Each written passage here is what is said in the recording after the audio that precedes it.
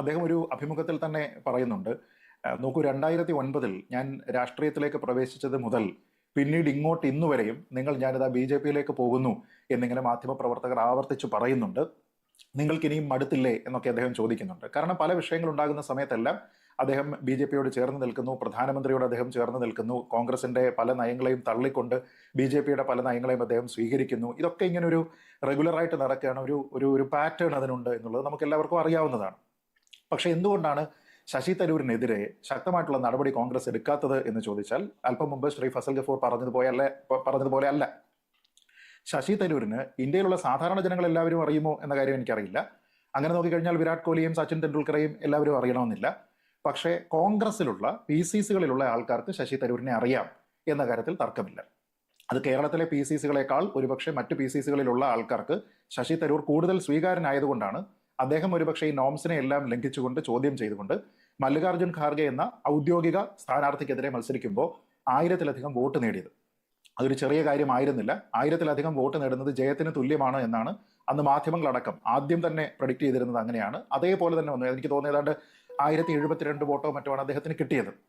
അപ്പൊ അദ്ദേഹത്തിന്റെ ബേസ് ആയിട്ടുള്ള കേരള PCCയിൽ നിന്ന് പോലും അദ്ദേഹത്തിന് പ്രമുഖ നേതാക്കളുടെ പിന്തുണ ഇല്ലാതിരുന്ന ഒരു സമയത്ത് 1000 ചില്ലുവാനും വോട്ട് കിട്ടുക എന്ന് പറയുന്നത് ചെറിയൊരു കാര്യമല്ല. അപ്പൊ അതുകൊണ്ട് അദ്ദേഹത്തിന് പാൻ ഇന്ത്യ സ്വീകാര്യത ഉണ്ട് എന്നുള്ള കാര്യത്തിൽ തർക്കമില്ല. തന്നെയുമല്ല, അല്പം മുമ്പ് PG പറഞ്ഞതുപോലെ ആ സ്വീകാര്യത അദ്ദേഹം പ്രൂവ് ചെയ്തത് കൊണ്ടാണ് മറ്റു മാർഗമില്ലാതെ കോൺഗ്രസിന്റെ ഉന്നതാധികാര സമിതികളിലേക്കൊക്കെ തന്നെ ശശി തരൂരിനെ പരിഗണിക്കുന്നത്. അല്ലാതെ കോൺഗ്രസിൽ നിലവിൽ അദ്ദേഹത്തെ പൂർണ്ണമായും എല്ലാ സമയവും പ്രൊട്ടക്ട് ചെയ്യുന്ന ഒരു ഗോഡ് ഫാദർ അദ്ദേഹത്തിനില്ല. അദ്ദേഹം വന്ന സമയത്ത് ഉണ്ടായിരുന്നിരിക്കാം, പക്ഷെ ഇപ്പോൾ ഉള്ള അദ്ദേഹത്തിന്റെ പല നിലപാടുകളും അവരുടെ നിലപാടുകളിൽ നിന്ന് വ്യത്യസ്തമാണ്.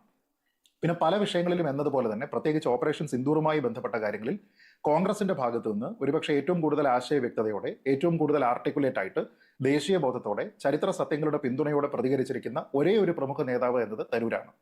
അല്പം മുമ്പ് പറഞ്ഞതുപോലെ ആദ്യ സമയത്തുള്ള ഇന്റലിജൻസിന്റെ വീഴ്ച എന്ന് പറയുന്നത് ഒരുപക്ഷെ അത് സംഭവിക്കാവുന്നതാണ് എന്ന നിലയ്ക്ക് അദ്ദേഹം പറഞ്ഞു. ടെററിസ്റ്റുകളെ പിടിക്കണം, അവരെ ഇതുവരെ പിടിച്ചിട്ടില്ല എന്ന് പറയുന്ന സമയത്തുള്ള അദ്ദേഹത്തിന്റെ ഒരു പ്രതികരണം പോലും ഞാൻ ശ്രദ്ധിച്ചു. എത്ര മാസം എടുത്താലും എത്ര വർഷം എടുത്താലും അവരെ പിടിക്കണം എന്നാണ്. എന്ന് വെച്ചാൽ വർഷങ്ങൾ വരെ കൊടുക്കാൻ അദ്ദേഹം തയ്യാറാണ് എന്നാണ് അതിനർത്ഥം. എന്ന് വെച്ചാൽ വളരെ സീസൺഡ് ആയിട്ടുള്ള, എങ്ങനെയാണ് രാഷ്ട്രീയം പ്രവർത്തിക്കുന്നത് എന്നതിനെക്കുറിച്ച് വളരെ കൃത്യമായി അറിയാവുന്ന ഒരു വ്യക്തിയാണ് അദ്ദേഹം എന്ന കാര്യത്തിൽ തർക്കമില്ല. ഇനി അദ്ദേഹത്തിന്റെ ഇപ്പോൾ ഉണ്ടാക്കിയിരിക്കുന്ന ഈ വിവാദത്തിന് കാരണമായിരിക്കുന്ന അദ്ദേഹത്തിന്റെ പ്രസ്താവനകളുണ്ട്. ഇപ്പോൾ ഏറ്റവും അടുത്ത് PG പറഞ്ഞിരിക്കുന്ന പോലെ ഇന്ദിരാഗാന്ധിയുമായിട്ടുള്ള താരതമ്യം, ട്രംപ് പീസ് ബ്രോക്കർ ചെയ്തു എന്ന് പറഞ്ഞിരിക്കുന്ന ക്ലെയിം, ഒപ്പം കേന്ദ്ര സർക്കാരിന് നൽകുന്ന പിന്തുണ, ഇങ്ങനെയുള്ള പ്രധാനപ്പെട്ട 3 സ്റ്റേറ്റ്മെന്റുകൾ ഇപ്പോൾ വന്നിരിക്കുന്നതിനെ പരിശോധിച്ചാൽ പോലും നമ്മൾ ഈ അടുത്ത കാലത്ത് ഒരുപക്ഷെ മിലിറ്ററിയുടെ ഒക്കെ തന്നെ ആ പ്രസ് മീറ്റിലൊക്കെ തന്നെ നമ്മൾ കാണുന്ന പല വാക്കുകളുണ്ട്. ആ വാക്കുകളൊക്കെ തന്നെ ഫിറ്റിംഗ് ടു ദ ടീ എന്ന് പറയുന്നത് പോലെ ചേരുന്നതാണ് ശശി തരൂരിനും. വളരെ മെഷേർഡ് ആണ് അദ്ദേഹത്തിന്റെ റെസ്പോൺസ്, വളരെ ടാർഗറ്റഡ് ആണ് അദ്ദേഹത്തിന്റെ റെസ്പോൺസ്, വളരെ പ്രിസൈസ് ആണ് അദ്ദേഹത്തിന്റെ റെസ്പോൺസ്, വളരെ പ്രൊപ്പോർഷനേറ്റ് ആണ് അദ്ദേഹത്തിന്റെ റെസ്പോൺസ്, വളരെ റെസ്പോൺസിബിളുമാണ് അദ്ദേഹത്തിന്റെ റെസ്പോൺസ്. കാരണം അദ്ദേഹം ദേശീയതയോടുകൂടി ചേർന്ന് നിൽക്കുന്നുണ്ട്. കോൺഗ്രസിന്റെ തെറ്റായിട്ടുള്ള പല കാര്യങ്ങൾക്കും അദ്ദേഹം മറുപടി നൽകുന്നുണ്ട്. പിന്നെ വേറൊരു പദം കൂടി ഒന്നുണ്ടായിരുന്നത് നോൺ എസ്കലേറ്ററി എന്നാണ്. അപ്പൊ അത് എസ്കലേറ്റ് ചെയ്യാനായിട്ട് തരൂർ ആഗ്രഹിക്കുന്നുണ്ടോ അതോ കോൺഗ്രസ് ആഗ്രഹിക്കുന്നുണ്ടോ എന്നുള്ളത് ഒരുപക്ഷെ വരും ദിവസങ്ങളിൽ നമുക്ക് കാണാം എന്ന് മാത്രമേ ഉള്ളൂ. പക്ഷെ ഇവിടെ അദ്ദേഹം പറഞ്ഞിരിക്കുന്ന പല കാര്യങ്ങളും കോൺഗ്രസിന്റെ നിലവിൽ BJP-ക്കെതിരെ അല്ലെങ്കിൽ കേന്ദ്ര സർക്കാരിനെതിരെ ഉന്നയിച്ചിരിക്കുന്ന പല ആരോപണങ്ങളുടെയും മുനയൊടിക്കുന്നതാണ് എന്ന കാര്യത്തിൽ തർക്കമില്ല. കാരണം ഇപ്പോൾ ഓപ്പറേഷൻ സിന്ദൂറിന് ശേഷം നമ്മൾ കേട്ടിരിക്കുന്ന പല തെറ്റായ സമീകരണങ്ങൾ, വ്യാജമായിട്ടുള്ള അവകാശവാദങ്ങൾ, ഇതൊക്കെ തന്നെ തകർക്കാൻ അദ്ദേഹത്തിന് സാധിച്ചു. അതിന്റെ ഏറ്റവും പ്രധാനപ്പെട്ട കാര്യം അദ്ദേഹത്തിന്റെ ആർട്ടിക്കുലേഷൻ സ്കിൽ കൂടിയാണ് എന്ന കാര്യത്തിൽ തർക്കമില്ല.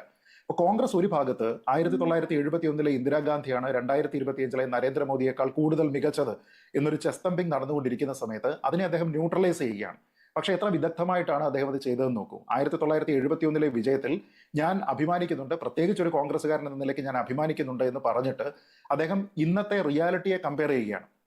അതായത് ഒരു ഫുൾ സ്കെയിൽ ആയിട്ടുള്ള യുദ്ധത്തെയും ഒരു സൈനിക നടപടി, ഒരു മിലിറ്ററി കോൺഫ്ലിക്റ്റിനെയും താരതമ്യം ചെയ്യുന്നതിനുള്ള അപാകത്തിനെ അദ്ദേഹം തുറന്നു കാട്ടുകയാണ്. ഇത് മാധ്യമങ്ങളുടെ കൺസംഷന് വേണ്ടിയിട്ടല്ല, പൊതുജനങ്ങളുടെ കൺസംഷന് വേണ്ടിയിട്ടല്ല, മറിച്ച് തന്റെ പാർട്ടിയിലെ തന്റെ സമകാലീനരായിട്ടുള്ള ഏറ്റവും പ്രധാനപ്പെട്ട നേതാക്കൾക്ക് വേണ്ടിയിട്ടാണ്, അവരുടെ അറിവിലേക്കാണ്.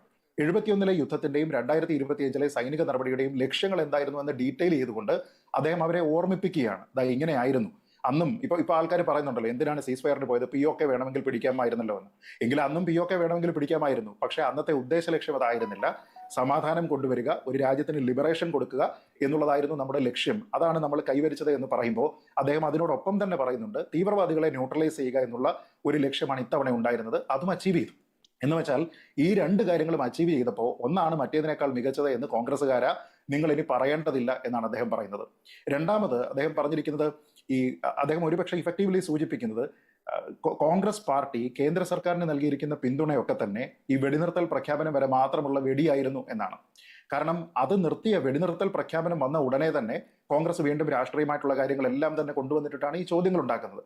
പക്ഷേ തരൂർ ഇപ്പോഴും ഓപ്പറേഷൻ സിന്ദൂറുമായി ബന്ധപ്പെട്ട എല്ലാ കാര്യങ്ങളിലും, സൈനിക നടപടി ആയിക്കോട്ടെ, നയതന്ത്രപരമായിട്ടുള്ള കാര്യങ്ങളായിക്കോട്ടെ, രാഷ്ട്രം എടുത്തിരിക്കുന്ന തീരുമാനങ്ങളായിക്കോട്ടെ, ആ വിഷയങ്ങളിലെല്ലാം അദ്ദേഹത്തിന്റെ എക്സ്റ്റൻഡഡ് സപ്പോർട്ട് ഇപ്പോഴും തുടരുകയാണ്. അപ്പൊ അദ്ദേഹം അവിടെ പ്രദർശിപ്പിച്ചിരിക്കുന്ന ഒരു പൊളിറ്റിക്കൽ മെച്ചൂരിറ്റിയാണ്. കാരണം ദേശീയ താല്പര്യത്തിനാണ് കൂടുതൽ പ്രാധാന്യം.